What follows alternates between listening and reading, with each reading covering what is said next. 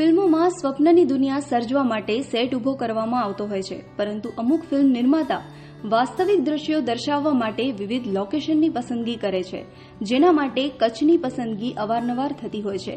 તેવી જ Gujarati film Kutch express, જેનું શૂટિંગ કચ્છમાં થયેલું છે.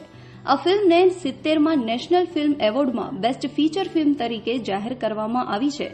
ત્યારે ફિલ્મ સાથે ખૂબ નજીકથી જોડાયેલા કચ્છના જાણીતા કલાકાર સુરેશ બિજલાણી આ ફિલ્મના શૂટિંગ સમયના દિવસોને યાદ કરે છે. હેલો, નમસ્કાર. મારું નામ સુરેશ બિજલાણી છે. હું એક ફિલ્મ કલાકાર અને શોર્ટ ફિલ્મ નિર્માતા ડાયરેક્ટર છું. કચ્છ ભુજમાં ઘણા ફિલ્મ પ્રોડક્શન બહારથી પણ આવતા હોય છે. એવી જ એક ફિલ્મ થોડા સમય પહેલાં બનેલી કચ્છ એક્સપ્રેસ, અને મને હમણાં જ એવા સમાચાર મળ્યા કે કચ્છ એક્સપ્રેસ ફિલ્મને 3 રાષ્ટ્રીય ફિલ્મ પુરસ્કાર મળ્યા છે, અને એનો અમને આનંદ છે, કારણ કે એ ફિલ્મથી અમે જોડાયેલા હતા. શરૂઆતથી હું જોડાયેલો એટલા માટે હતો કે જ્યારે માનસીબેન પારેખ અને એમના હસબન્ડ અને ડિરેક્ટરની ટીમ કચ્છમાં આવી ત્યારે સૌ પ્રથમ મારો સંપર્ક કરેલો, અને અલગ અલગ સ્થળે લોકેશન બતાવવા માટે હું એમની સાથે 3 દિવસ ફર્યો હતો. ત્યારે કચ્છના અલગ અલગ ગામ બતાવ્યા. એમાંથી એમણે એક ભુજની બાજુમાં જ જે માધાપર ગામ આવેલું છે, જેનો જૂનો વાસ કહેવાય, એ જૂના વાસના જૂના મકાનો એમણે પસંદ કર્યા, અને ત્યાં આ ફિલ્મનું શૂટિંગ થયું. લોકેશનની વાત કરું તો સ્ટાર્ટિંગમાં મેં ભુજની બાજુમાં કુકમા ગામ છે, રામપર વેકરા છે, કે એવા 2-4 ગામો બતાવ્યા, પણ છેવટે પસંદગી ભુજ તાલુકાના જે માધાપર ગામ છે, જે બાજુનું જ ગામ છે, ત્યાં એમની પસંદગી થઈ. કારણ કે ત્યાં જે જૂનો વાસ છે, ત્યાં ઘણા બધા જૂના વખતના મકાનો છે, અને એ લોકોને પસંદ પડ્યા. એ સિવાય લોકેશનની વાત કરું તો ભુજનું હમીરસર તળાવ, ભુજિયો ડુંગર, પછી સફેદ રણ કે જ્યાં આ ફિલ્મનું શૂટિંગ થયું છે, એ સિવાય સૃજન જે ભુજથી થોડે દૂર આવેલું છે, 15-20 કિલોમીટર, સૃજન LLDC મ્યુઝિયમ જે કચ્છમાં બહુ પ્રખ્યાત છે, ત્યાં પણ આ ફિલ્મનું મોટાભાગનું શૂટિંગ થયું છે. અને ઘણા બધા કચ્છના કલાકારો એ ફિલ્મથી જોડાયેલા છે.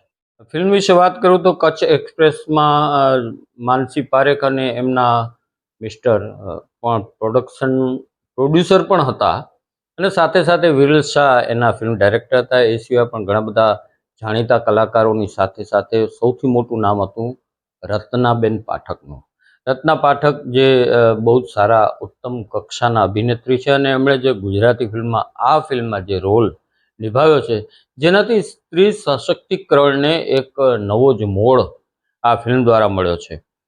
જે ગ્રંથિથી સ્ત્રીઓ ઘરની 4 દિવાલો વચ્ચે પુરાઈ રહેતી હોય, એમને જે રત્ના પાઠક જે સાસુના રોલમાં છે, એમણે એ બધાને હિંમત આપી ઊભા કર્યા, અને એક સિસોટી ટીમ બનાવી, અને બહેનોને જે એ લોકોની જે કળા છે, એ કળાને નિખારવા માટે મદદ કરી કે ભાઈ તમે કોઈ ડ્રોઈંગ કરો છો, કોઈ કપડામાં કોઈ કામ કરો છો, કે કાંઈ પણ જે કચ્છી કળા છે એને તમે વિકસાવો, એવો એક સંદેશ આપ્યો. આ ફિલ્મમાં મારી બંને દીકરીઓ ભક્તિ અને ધારા આ ફિલ્મમાં જોડાયેલી હતી, એક જુનિયર કલાકાર તરીકે. એ સિવાય પણ ભુજની લગભગ 10થી 15 બહેનો મારા થ્રુ જ આ ફિલ્મમાં જોડાઈ હતી. સાથે સાથે હું એક કલાકાર પણ છું, નાટ્ય કલાકાર છું, અને ઘણી બધી ફિલ્મોમાં મેં નાના મોટા રોલ કર્યા છે.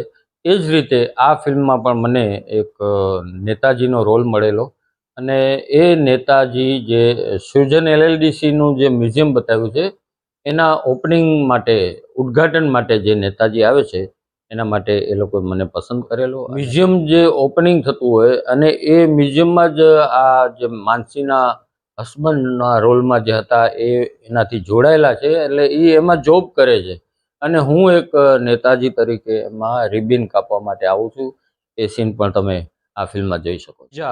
જે ક્રૂ મેમ્બર્સ જોઈએ કે કોઈ પણ જે ફેસિલિટી ફિલ્મને લગતી હતી, તો એમાં મોટાભાગની જવાબદારી મેં નિભાવેલી. મારી સાથે બીજા પણ મિત્રો હતા, અને આ ફિલ્મને અમે એ રીતે મદદ કરી હતી. એટલે અમને ખૂબ આનંદ છે, અને આ ફિલ્મ માટે માનસી પારેખ અને સમગ્ર ટીમને ખૂબ ખૂબ અભિનંદન.